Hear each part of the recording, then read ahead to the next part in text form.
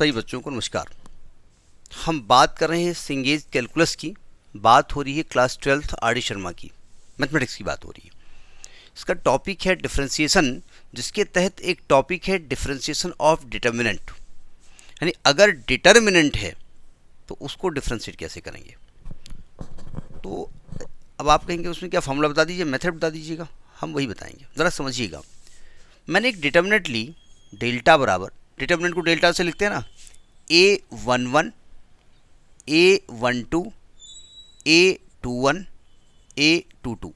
आप जानते हैं डिटर्मिनेंट के एलिमेंट्स को किस तरीके से लिखा जाता है, ठीक है। जहाँ पर ये Aij जो है ना, they are the function of x for all Ij, सभी Ij के लिए, यानी जो A11 A12 A21 A22 है ना, ये कांस्टेंट नहीं है, ये x के फंक्शन है। तो आप कहेंगे डिफरेंशिएट कैसे करें, क्योंकि हमको तो मालूम नहीं। हमने कहा मत करो, इसको खोल दो, ओपन करो, डिटर्मिनेंट का काम खत्म करो। तो इसका इससे मल्टीप्लाई होगा A11 into A22 minus A21 into A12।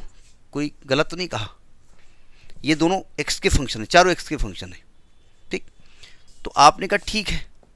अब हमने कहा भाई इसको डिफरेंशिएट करो डेल्टा डैश, तो यहाँ भी लगाओ प्रोडक्ट रूल, यहाँ भी लगाओ प्रोडक्ट रूल, यानी ये हो जाएगा A11 into A22 dash, dash बोले तो derivative, plus A22 into A11 dash, first function into differentiation of second function plus second function into differentiation of first function, minus ये आएगा A21 into A12 dash minus A12 into A21 dash. कोई दिक्कत? अब हमको इसको इस तरीके से एडजस्टमेंट करना है कि कोई फार्मूला बन जाए, ऐसा नहीं कि जो चाहे वो लिख दीजिए। थोड़ा दिमाग लगाइएगा। अगर मैं A11 डैश लिख दूं, ये A11 डैश, A11 डैश लिख दूं और इंटू A22 लिख दूं, लिख सकता हूं ना, पूरे हाँ लिख सकते हैं, माइनस A12 डैश लिख दूं इंटू A21 लिख दूं। देखो A11 डैश A22 ये वाला स्टेप लिख दिया और माइनस A12 डैश ये वाला स्टेप लिख दिया। कोई दिक्कत? प्लस अब देखो A11 लिख दो इंटू A22 डैश लिख दो, माइनस, अब देखो ये माइनस होगा प्लस होगा, ये माइनस माइनस प्लस आएगा ना, प्लस थोड़ी होगा। साइन गलत कर दिया क्या हमने? रुक जाओ जरा, अच्छा यहाँ प्लस लगेगा, सॉरी भाई, यहाँ तो प्लस लगेगा ना। माइनस A12 लिख दो इंटू A21 डैश लिख दो। कोई दिक्कत? जरा इसको ध्यान से देखो, इस वाले स्टेप को बस पकड़ लीजिएगा। मतलब एक हम प्रूफ करके दिखा रहे हैं, रेस्ट को डायरेक्ट लिख देंगे। डेल्टा डैश निकल रहा था, देखो अगर मैं इसको ऐसे लिख दूं, A11 dash into A12 dash और इसमें लिख दूं A21 इंटू A22, क्या इसे लिखा जा सकता है? इसको खोलो जरा, this multiply by this, A11 dash into A22 लिखा हुआ है, minus A12 dash into A21, ये तो लिखा हुआ है, ठीक। फिर बीच में साइन प्लस का है, इसको लिखते हैं हम A11 A12 A21 dash A22 dash, A11 into A22 dash minus A12 into A21 dash, ये लिखा हुआ है ना, ये डेरिवेटिव आ गया। क्या पकड़ में आया? कुछ पकड़ में आया ये? हाँ, क्या आया? आया ये कि अगर इसको डिफरेंशिएट करना है तो पहले पहली रो को डिफरेंशिएट कर दो और दूसरी रो ऐसे लिख दो, और प्लस फिर दूसरी रो को कर दो, पहली रो ऐसे लिख दो, ठीक है। यानी कि एक बार में पहली रो को करो, सेकंड लिखा रहने दो, दूसरी बार में सेकंड रो को करो, फर्स्ट लिखा रहने दो। सही बात समझ में आई? अब देखो, अब इसमें ये तो हमने बताया कि एक्चुअली आया कहाँ से, ये कैसे फॉर्मूला आया। अब मैं सिमिलरली बता रहा हूँ। देखिए पहली बात, अगर कोई डिटर्मिनेंट ऐसी है, पहली रो है फिर दूसरी रो के रूप में लिखी, ऐसे ना लिखो, ये तो कॉलम हो जाएगा। मतलब इसमें मान लिया ऐसी डिटर्मिनेंट है, पहली रो है, ये रो लिखी हुई है, दूसरी रो है ऐसे लिखी हुई है, तीसरी रो है ऐसे लिखी हुई, रो के रूप में लिखी हुई है, ठीक।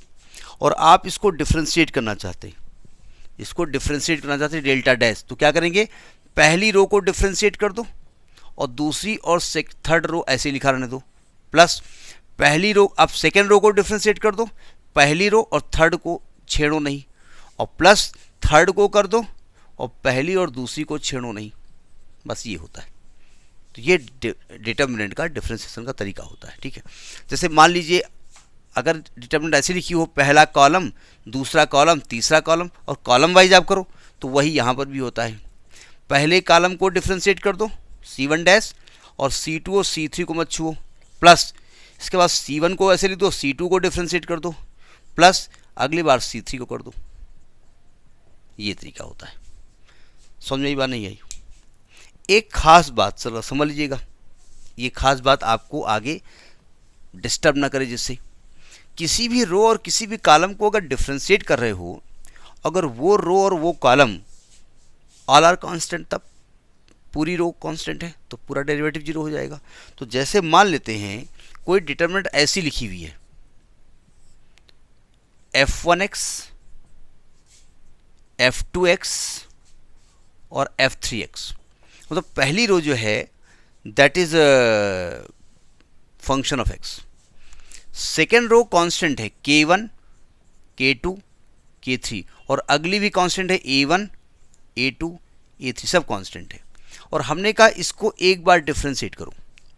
नियम क्या होता है, पहली रो को डिफ्रेंशिएट करोगे f1 dash x, f2 dash x, f3 dash x, और सेकेंड रो को ऐसे लिख दोगे। ये बात समझ में आ गई? प्लस अब पहली रो को ऐसे लिखोगे और सेकेंड रो को डिफ्रेंशिएट करोगे, तो सेकेंड रो का डिफ्रेंशिएशन जीरो होगा। तो जब पूरी रो ही जीरो हो जाएगी तो वैल्यू जीरो हो जाएगी। फिर प्लस लिखोगे, फिर थर्ड रो को डिफ्रेंशिएट करोगे तो फिर जीरो आएगा, तो केवल यही लिख दिया जाएगा, ठीक है। अगर यहाँ पर डबल डेरिवेटिव करना होता आपको, डेल्टा डबल डैश, तो आप केवल ऊपर वाले को डबल डेरिवेटिव करेंगे, f double dash x, f1, f2 double dash x, f3 double dash x, और ये k1, k2, k3, a1, a2, a3 ऐसे लिख दिया जाएगा। बात पकड़ में आ रही ना? और अगर n बार इसको डिफ्रेंशिएट करना होता, डेल्टा n, तो आप पहली रो को n बार डिफ्रेंशिएट कर दो, f1 n x और f2 n x और f3 n x, और ये कांस्टेंट टर्म ऐसे ही लिखे रहेंगे,